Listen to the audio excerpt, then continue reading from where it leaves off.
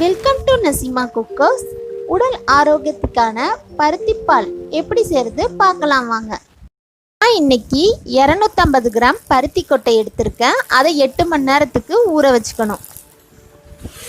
பருத்தி கொட்டையில் நிறைய மருத்துவ குணங்கள்லாம் இருக்குது. இந்த பருத்தி கொட்டையை நம்ம பாலாக செஞ்சு குடிக்கிறதுனால நெஞ்சு சளிக்கு ரொம்ப நல்லது. நல்லா ஊறிடுச்சு பருத்தி கொட்டை.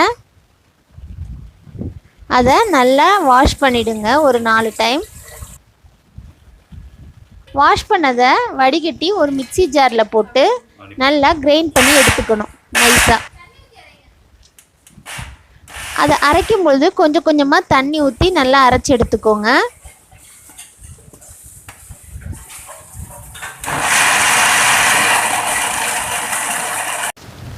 பருத்தி கொட்டையை நல்லா அரைச்சி எடுத்தாச்சு. அதை ஃபில்டரை வச்சு நல்லா வடிகட்டிக்கோங்க. அந்த பருத்தி பாலை திரும்பவும் ஒரு 2 டைம் வடிகட்டிக்கணும். ஏன்னா அதில் நிறைய திப்பியாக இருக்கும். ஒரு சின்ன வடிகட்டி வச்சு வடிகட்டிக்கோங்க. இங்கே பாருங்கள் எவ்வளோ திப்பி கிடக்குதுன்னு.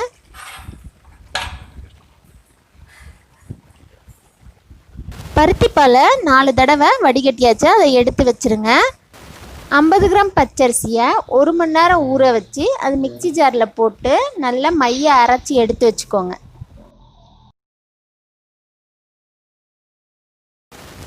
நூறு கிராம் வெல்லத்தில் கொஞ்சமாக தண்ணி ஊற்றி ஒரு 5 நிமிஷத்துக்கு ஹீட் பண்ணி கரைச்சி எடுத்து வச்சுக்கோங்க. ஏன்னா அதில் டஸ்டெல்லாம் இருக்கும்.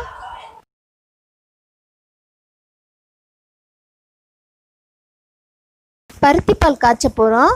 ஒரு பேனில் பருத்திப்பாலை ஊற்றி நம்ம அரைச்சி வச்சுருக்க பச்சரிசியும் இது கூட வடிகட்டிக்கணும். மீடியம் ஃப்ளேமில் வச்சு நம்ம குக் பண்ண போகிறோம். அடிப்பிடிக்காமல் இருக்கிறதுக்கு ஒரு கரண்டி வச்சு நல்லா கிண்டி விட்டுட்டே இருக்கணும். பருத்திப்பாலை 20 நிமிஷத்துக்கு நல்லா கொதிக்க விடணும். ஒரு கரண்டி வச்சு நல்லா மிக்ஸ் பண்ணி விட்டுட்டே இருங்க. ஏன்னா இது அப்போ தான் இது அடிப்பிடிக்காமல் இருக்கும். கரைச்சி வச்சுருக்க வெல்லத்தை ஒரு வடிகட்டி வச்சு வடிகட்டி இந்த பருத்தி பாலோடு சேர்த்து நல்லா கலந்து விடுங்க. ஒரு 10 நிமிஷத்துக்கு நல்லா கொதிக்க விடுங்க. அப்போ தான் இந்த பாலோட பச்சை ஸ்மெல்லாம் போகும். இதில் 2 டேபிள் ஸ்பூன் சுக்கு பொடி,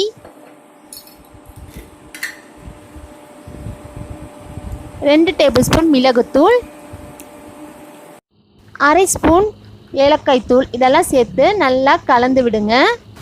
அப்படியே 5 நிமிஷத்துக்கு கொதிக்க விட்டுட்டு ஒரு கைப்பிடி அளவு துருவிய தேங்காய் சேர்த்து ஸ்டவ் ஆஃப் பண்ணிவிடுங்க. சுவையான ஹெல்த்தியான பருத்திப்பால் ரெடி. இதை நம்ம சூடாக சாப்பிடும்போது இது ஃபீலே தனி. இதை வீட்டில் நீங்கள் ட்ரை பண்ணி பாருங்கள். ட்ரை பண்ணி பார்த்துட்டு எனக்கு கமெண்ட் பாக்ஸில் கமெண்ட் பண்ணுங்கள். லைக் பண்ணுங்கள், ஷேர் பண்ணுங்கள், கமெண்ட் பண்ணுங்கள். மறக்காமல் சப்ஸ்கிரைப் பண்ணுங்கள். பெல் ஐக்கானை கிளிக் பண்ணுங்கள். அப்போ தான் என்னுடைய நோட்டிஃபிகேஷனில் என்னோடய வீடியோலாம் உடனுக்குடன் பார்க்கலாம்.